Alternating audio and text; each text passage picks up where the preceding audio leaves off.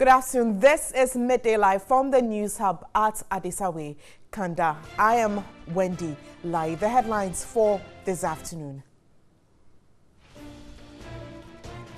Adekoka re-elected NDC chairman in Greater Accra. Former Transport Minister Jifa Ativo loses. We have more from the NDC regional elections.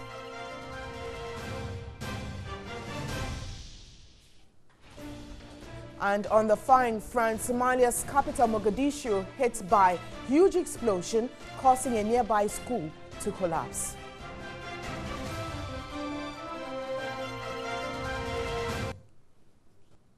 We have details of these stories, including sports, coming up shortly. Let's start with one of our headline stories now, with focus on politics. And we look at the NDC now. Incumbent Greater Accra Regional Chairman of the NDC, Adekoka, has been re-elected.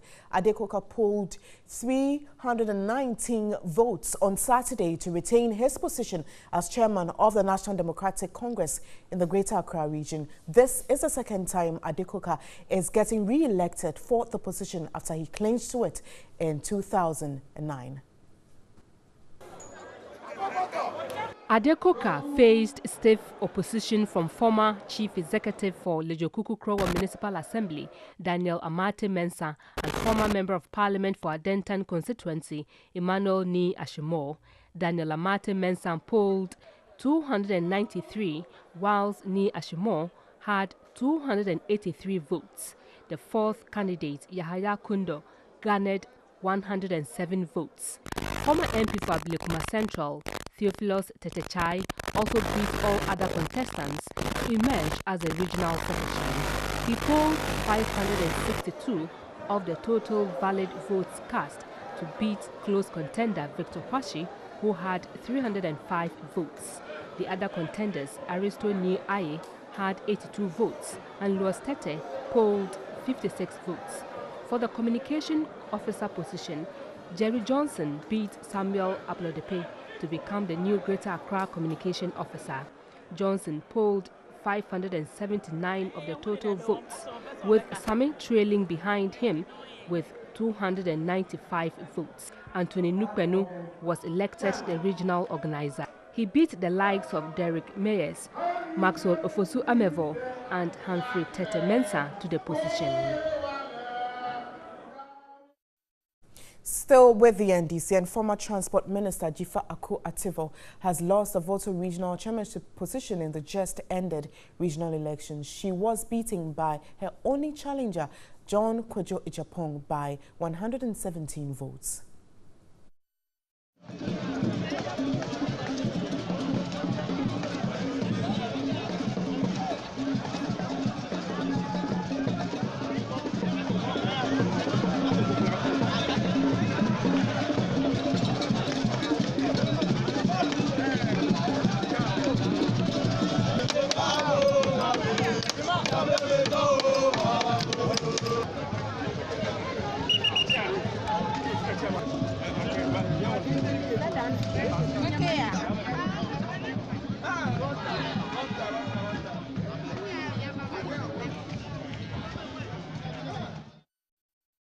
All right, so that was from the Volta Region. We'll bring you that story later on. But the news is that the former Transport Minister, Jifa Ativo, lost the Volta Regional Chairmanship position in the just-ended regional election. She was beaten by her only challenger, John Kwejo Ijapong, by 117 votes. Let's move to the Ashanti region, where the former Deputy Youth and Sports Minister, Joseph Yamin, failed in his bid to become the Ashanti Regional NDC chairman.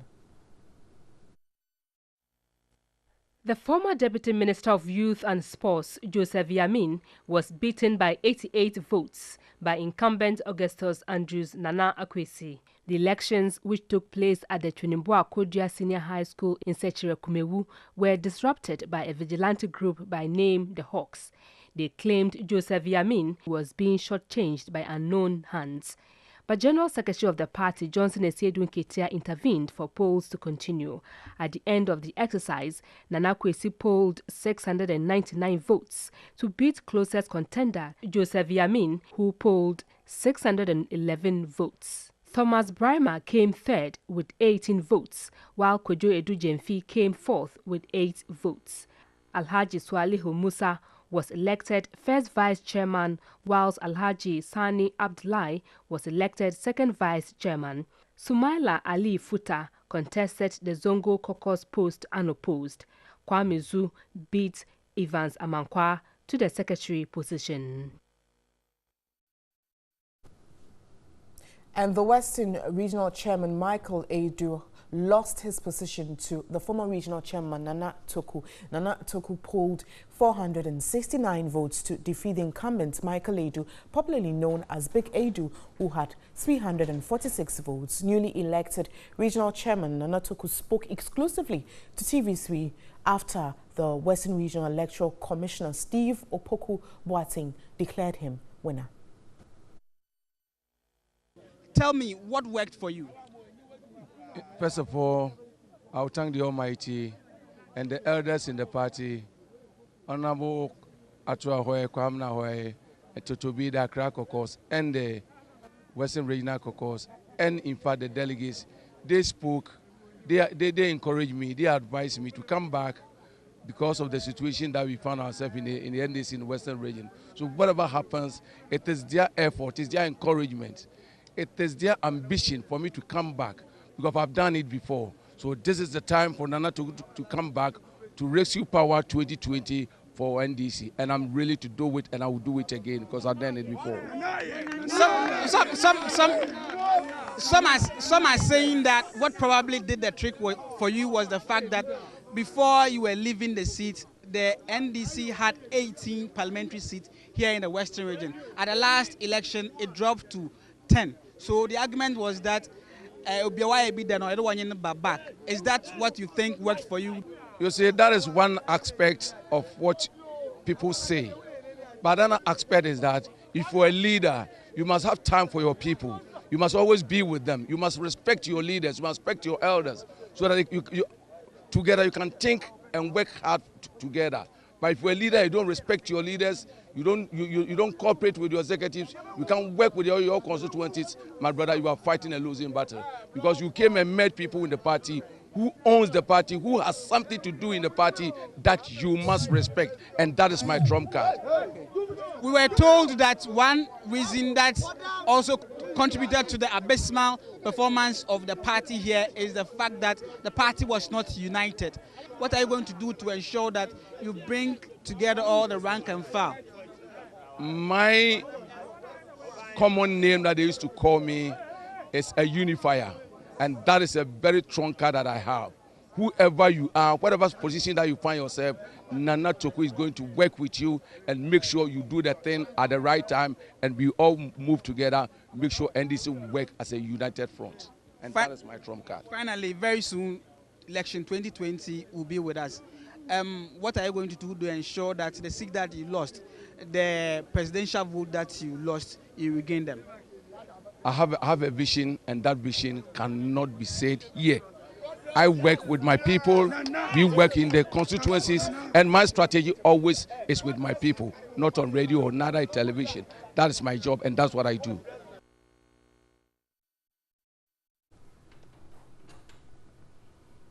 Now we have some figures ready for you. We first start with the Volta region, and we're looking at the chairmanship position where John Kwejo Japong led and won that, had that position with 491. Jifa Aku Ativo had 347. For the regional organizer, George Jake Zoto had 432. While Ben Siki Abibu had 439, and he led that very position and had that position, secretary's position. Simon Amegashi Viglo 82, James Guno had 494, leading that, and Manfred Nukude 20. George Lowe, former MP, had 271. Youth organizers Egypt K. Kuduto had 47. Matthias Kabila Alagbo 51, Prince K.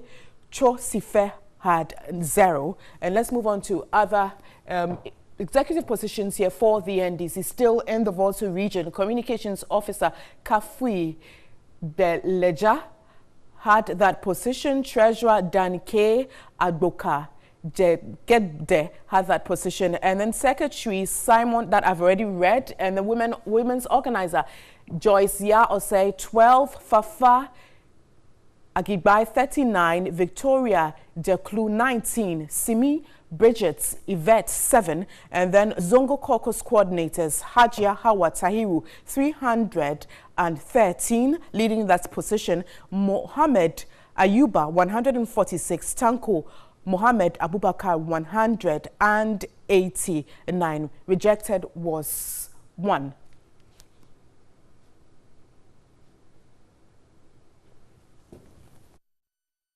Head to the Ashanti region for the NDC Congress there, and Kwejo Edujemfi 8, Joseph Yamin 611, Augustus Andrews Nana Kwesi 699, leading that position, and TK Brima 18, Zongo Caucus Somalia Ali Futa unopposed, Secretary Evans Amankwa 583, and then Kwamizu 757, leading that position.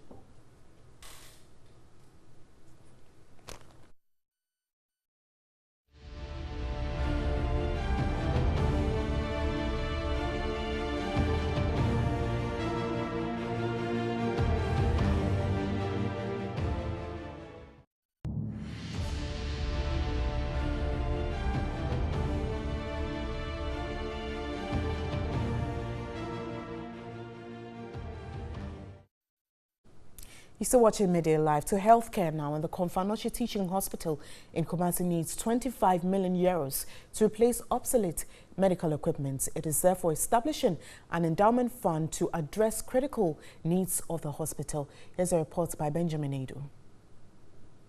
Lives have been lost at the Komfanochi Teaching Hospital because ventilators and other life-saving equipment are not available. Chief Executive of the hospital, Dr. Oheneba Owusu-Danso, after receiving a ventilator donated by Fidelity Bank, said the aim to establish an endowment fund to raise 25 million euros to replace obsolete equipment. The hospital currently has 14 ventilators, but 4 are not functioning. Dr. Owusu-Danso says the hospital needs additional ventilators to meet the needs of patients. The ventilators are still in need beyond this donation, because when we check our equipment gap, we need at least about 6 brand new ventilators to assist with our work, because our critical areas of operation, which is the intensive care unit and then the red area of the Accident and Emergency Center where we sit, are actually in dire need of ventilators. The gesture by Fidelity Bank was to improve the quality of care at the intensive care unit of the hospital. We're still staying on the Komfanochi Teaching Hospital, and the hospital has recorded a reduction in child mortality 4 months after the new mother and baby unit was opened. The 15.9% mortality rate recorded in 2017 dropped to 11.3% between April and July 2018, whilst neonatal admissions shot up. Another report by Benjamin Edu. The new mother and baby unit at the Komfanochi Teaching Hospital was constructed through the initiative of the First Lady, Rebecca Ekufuado. Preterm admissions have increased from 494 in 2017 to 516 in 2018 since the facility was opened. Chief Executive Officer of the hospital, Dr. Oheneba Owusu-Danso, made this known at the mid-year review meeting. He pointed out that the hospital pursued a number of interventions during the half year to improve upon its services, including repair the CT scan and the magnetic resonance imaging MRI machine.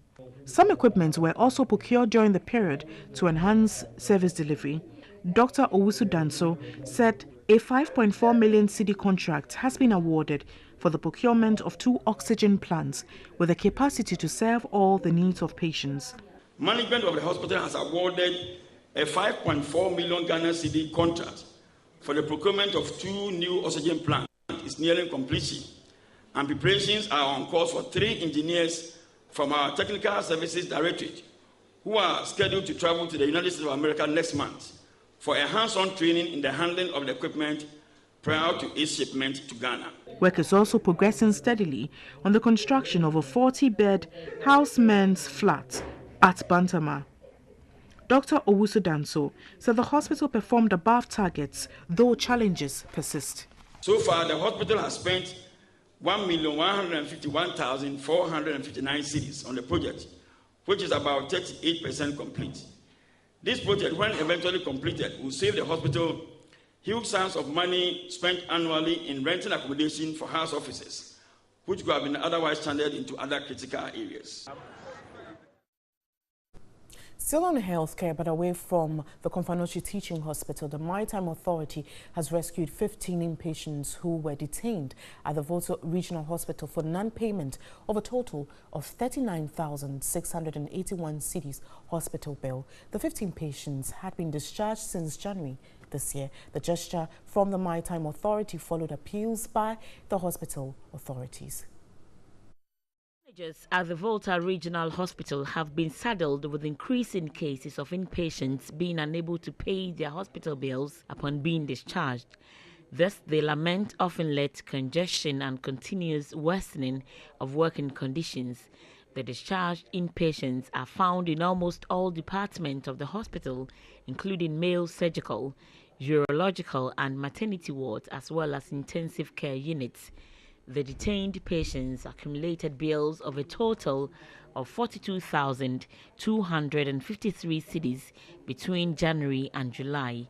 Out of this, only 2,573 cedis was paid, hence the media appeal, which eventually attracted the attention of the Maritime Authority.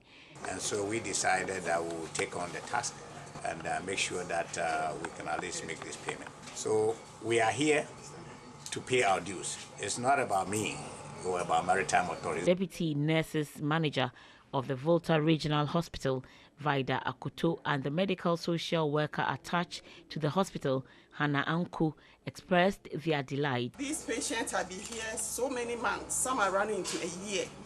Today you have granted them this relief. It's God sent. We are so grateful for you. Almost all of them are non-insured. So when they come in and we realize it, we are able to liaise with the National Health Insurance Authority where they provide the health insurance for them. So as we are talking now, all of them have their health insurance. Some of the discharged inpatients shared their joy. Grateful of what they have done for us, Ghana Maritime Authority. Thank you.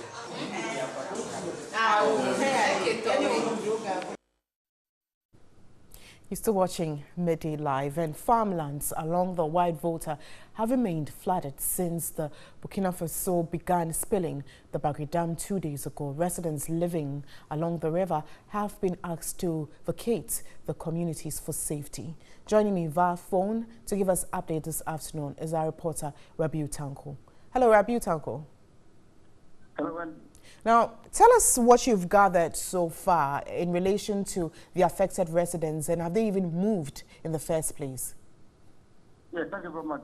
I'm currently at Tolgu, the White Volta to be specific. At the time I arrived, I've not seen any farmer, and then the water level of the White Volta has increased, and then it's flowing to its bank.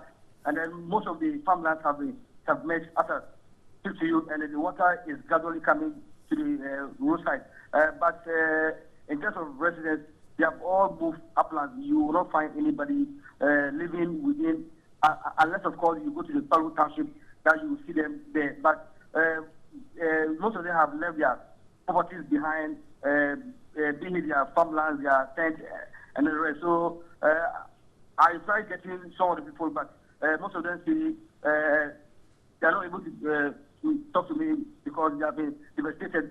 They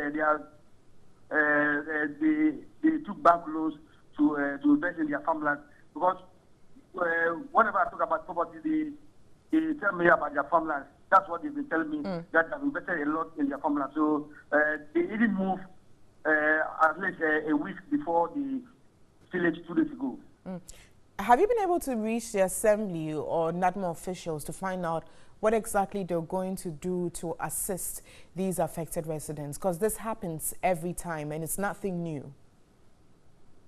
Yeah, I've been talking to them since this issue started, and yesterday I spoke to Gerard Samani, the regional NADMO coordinator, and he's telling me that for now they can't do anything apart from they going there, educating them on this issue, and then also they have set up a task force called Operation Thunderbolt, and then what have you, and then they have a lot of volunteers in these communities doing the standardization. So they are trying to see how best they can relate with the central government to at least construct a dam at Pagu. Already there's a plan to construct automodern dam at Pagu that can save, that can harvest this water in case there's a baggage split, and then the water can also be used for electricity generation. So so far, not more. This is what they have been telling me. They can't do anything for now unless the education that they have been doing over the years. All right. Well, thank you so much, Tanko, for that update. We'll bring you some more in a subsequent bulletin. And you're still watching Midday Live to some other stories.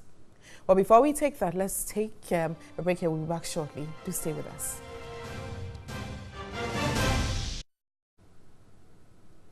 Thanks for staying. Let's go some more stories. And the three paramountcies in Tong have reiterated their resolve to partner Toby Apede and the Asogli State for accelerated development. An 18-member delegation of chiefs led by the paramount chief of Tefle traditional area, Toby Nakapo, has also pledged their support to fight negative tendencies aimed at undermining the traditional authorities in the Volta region. Recent unsavory comments by the New Patriotic Party chairman, Freddie Blay, against the paramount chief of the Asogli State and president of the National House of Chiefs, Toby Apede the 14th, has sparked an uneasy calm in the Volta region. The Tongo chiefs were in the Asogli Palace in solidarity with the Asogli State and also to forge unity for development. President of the Tong Council of Chiefs and Paramount Chief of Tefle traditional area, Toby Nakpakpo, noted the Volta region can witness tremendous growth if the chiefs united to rally the people. You have Asogli, Tong. We must see ourselves as one people, so as to join forces to fight for the development of our region. No one can build our region for us except ourselves. They maintained current political schemings must serve as an eye-opener for the region to join forces and take their destiny in their own hands for justice and development.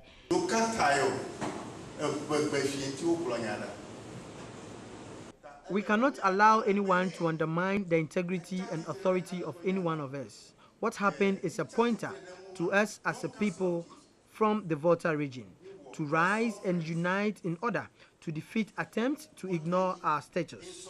He also deplored the attempt by some political figures to undermine Toby Apede, adding an insult on Asogli State is an insult on all chiefs in the Volta region.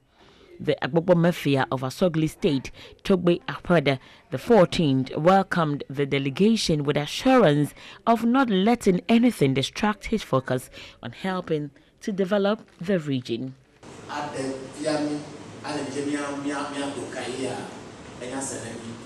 I'm grateful and welcome this initiative. This must be the foundation stone upon which the entire Volta region must build its unity and to start our developmental agenda. We need unity to defeat our common enemy, which is poverty, disease, and underdevelopment. The people of Ho Ahoy in the Ho municipality have initiated moves to curb falling standards of education in the area. The area continues to record low performance in basic education certificate examination in recent years. Robert Abilba reports only 2 out of 10 junior high school graduates qualify for senior high school. Ho Ahoy has a population of over 1,700 and is one of the 5 divisions in the Asogli State Council and prides itself in academic pursuit. This perhaps underscored the establishment of a varying number of educational institutions in the area. The area is gradually beginning to lose its status following consistent decline in academic performance lately. Available statistics shows that for 3 years, only 2 out of 10 junior high school graduates qualified to enter senior high school. This is blamed largely on lack of commitment of children to study. In a bid to revert the worrying trend, the chiefs and people of the area have begun constructing a multi-purpose community center aimed at getting the children to devote their time to study. The project is to be financed through individual levies. It will also have an ICT, science laboratories, conference and lecture halls, offices and a canteen. Chairman of the Community Education Project, Dixon Kofi Bansa, spoke about the need for the initiative. We've realized that our pupils have not been performing well in mathematics, science, social studies, and English. We're going to provide free tuition to all JHS students in the community from Form 1 to Form 3 in the evenings, so that at least we want to take them out of the street. And those who don't have the opportunity to even study at home will have that opportunity to come to the community center to do their extra studies and then homework. Let's look at some other stories. And former Attorney General and Minister of Justice Betty Modidrisu has called on male lawyers to collaborate more with their female counterparts in a bid to ensure justice delivery for the poor and vulnerable in society. She was addressing students of the Gimpa Law School here in Accra. The African Women Lawyers Association is an initiative to ensure fair administration of justice.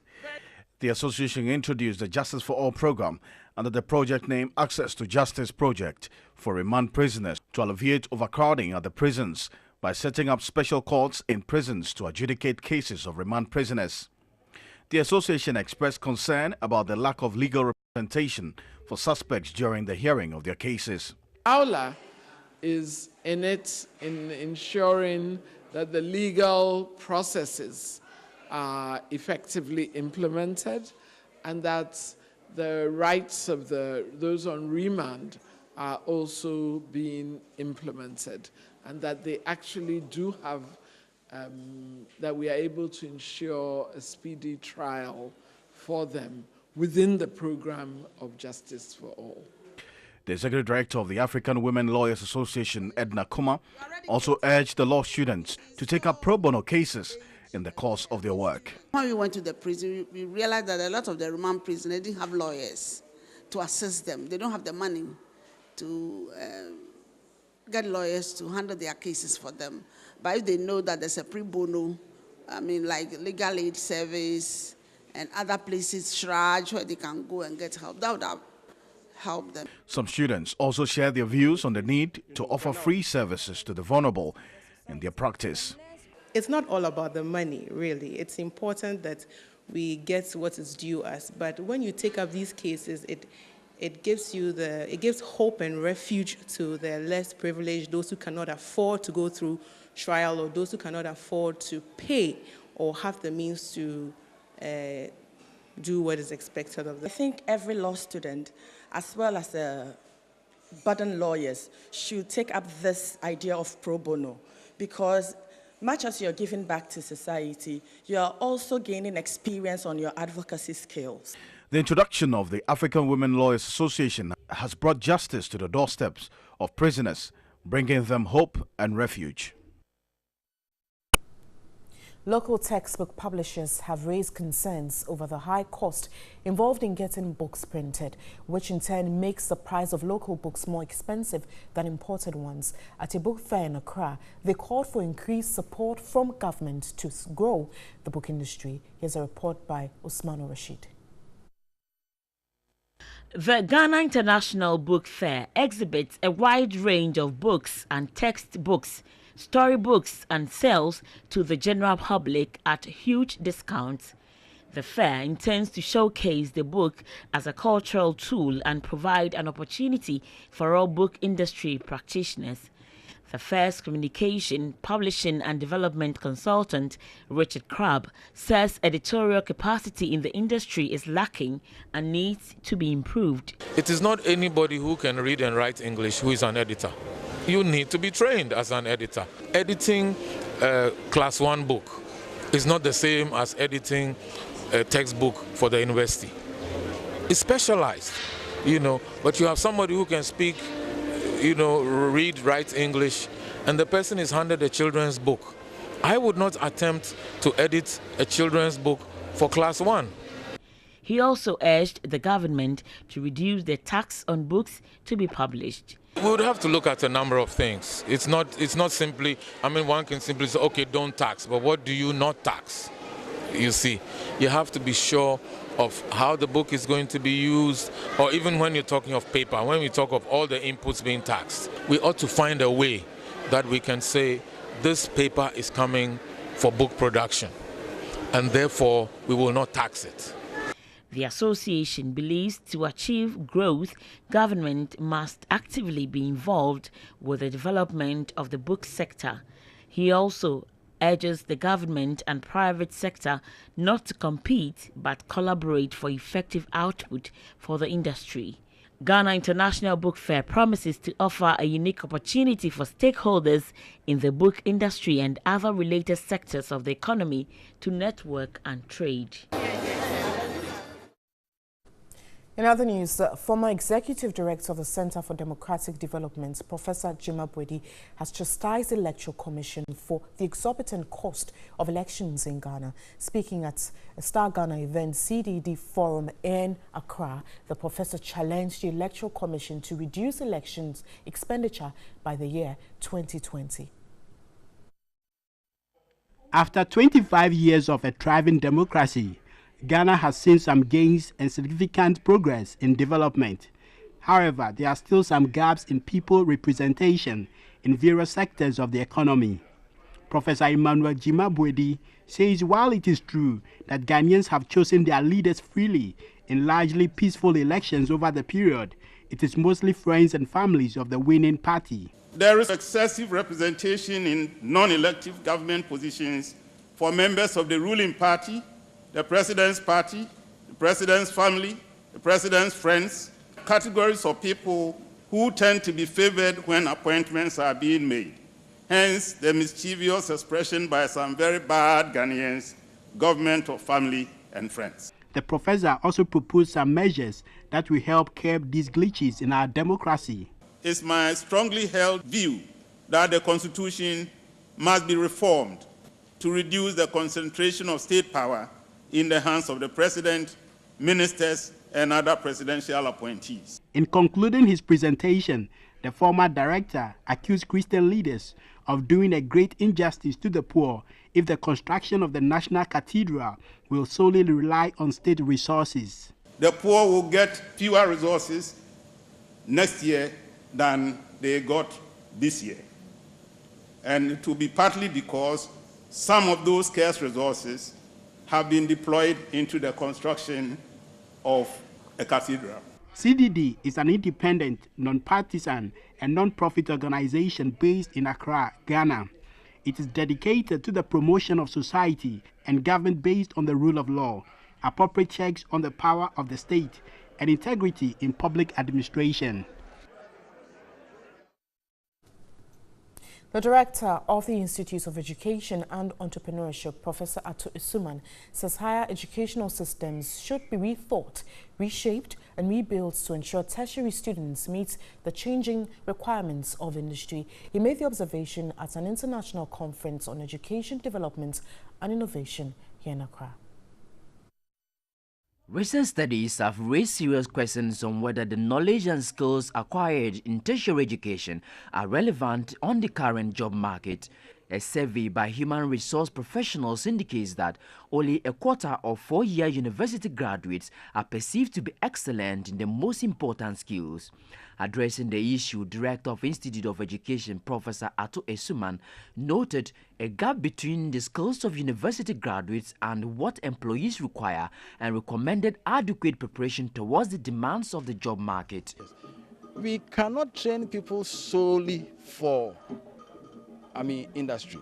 But at least we can reduce the gap between what industry wants and what we also train our people. So this is what we are doing, that people should leave the university environment and be seen useful.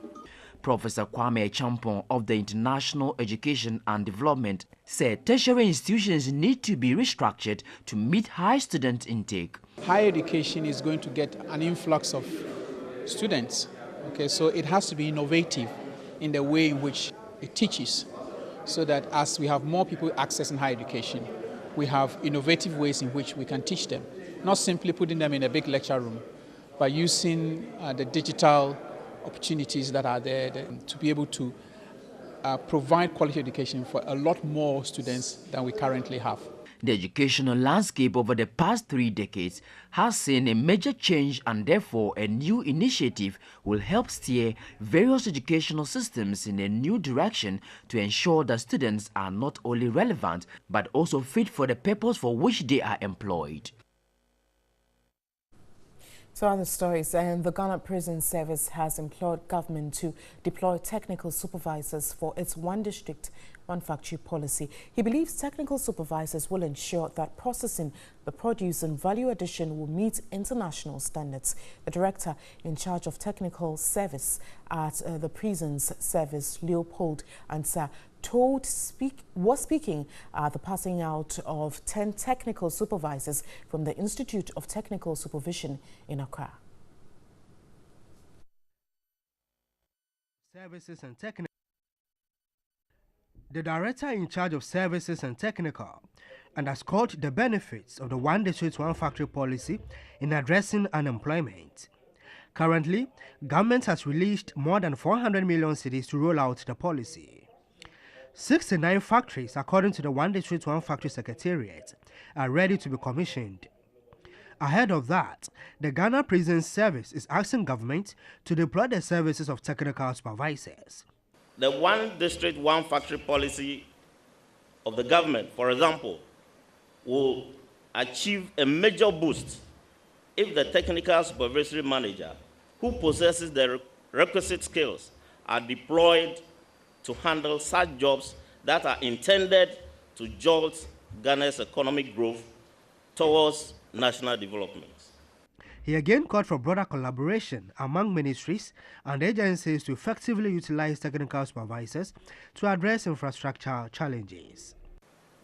Flooding due to poor drainage designs, collapse of buildings due to poor construction, poorly constructed roads, which lead to road accidents, and bad conditions of vehicles plying these roads are just but a few of these consequences that can have serious implications on national development. For these reasons, the Institute of Technical Supervision, ITS, under the Office of the Head of Civil Service, has passed out 10 supervisors. These supervisors undertook courses in labor studies, occupational health and safety, as well as ethics. The principal of the institute, John Welbeck, expressed concern about a limited budgetary allocation to them. The officers want to come, but then because of lack of training budget, they cannot come. I can even say that there are some here who are sponsoring this course on themselves, and when it happens that way, it's not auguring well for us. The technical supervisors are expected to be posted to other government agencies to work. You're still with Midday Live. Do stay with us.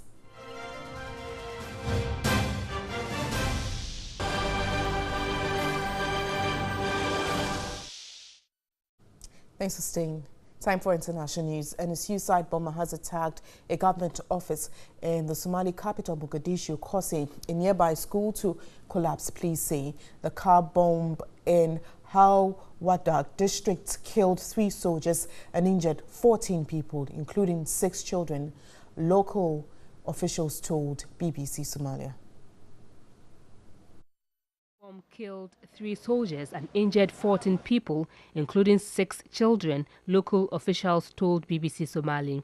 The blast also damaged nearby houses and blew the roof off a mosque.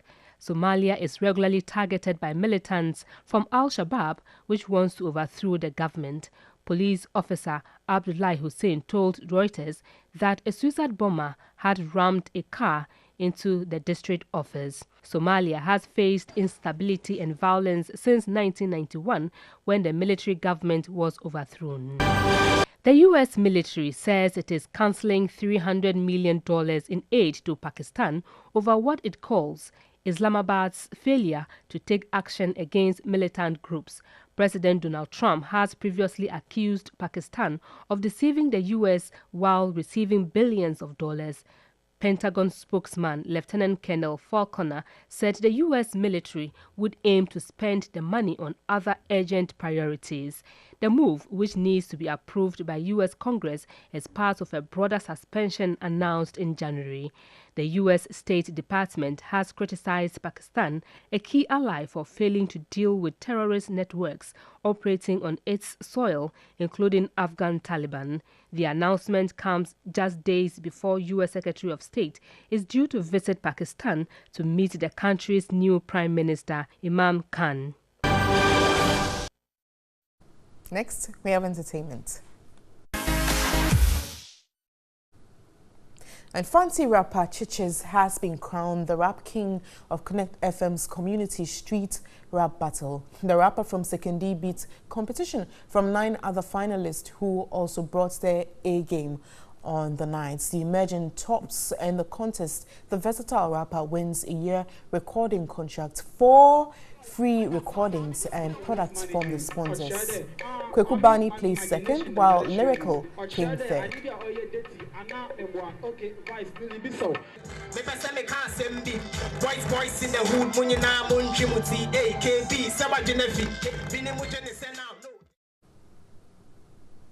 And to other good news as well, congratulations to Chiches. To some other good news for Ghana. And Ghana grabbed 2 awards at the 6th edition of the African Magic Viewers' Choice Awards, which took place Saturday in Nigeria. Lydia Forson won Best Supporting Actress in her performance in the Nigerian rom-com Isoken, while multi-award-winning actor Ajese Anan also won Best Actor in the drama for his performance in Peter Sediofi's produced movie Keteke. Celebrated Ghanaian filmmaker and CEO of Sparrow Productions, Shirley Frimpong-Manso, went into the awards with 3 nominations: the Best Director, Best Movie West Africa and Best Overall Movie categories, but lost it to other nominees. And congratulations to Lydia Forsing and Ajete Anan, and better luck to Shirley Frimpong-Manso.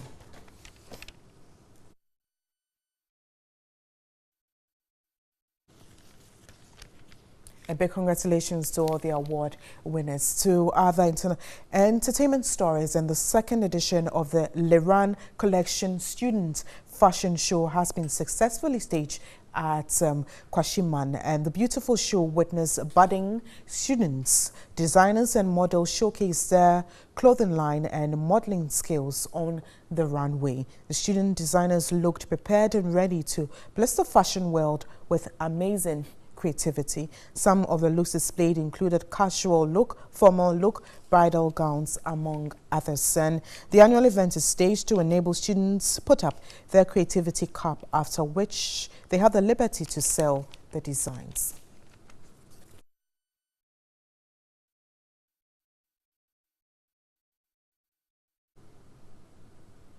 And that'll be all for this afternoon. I am Wendy Lai. Thanks for watching. Enjoy the rest of our programs. News 360 is at 7. Do have a lovely afternoon.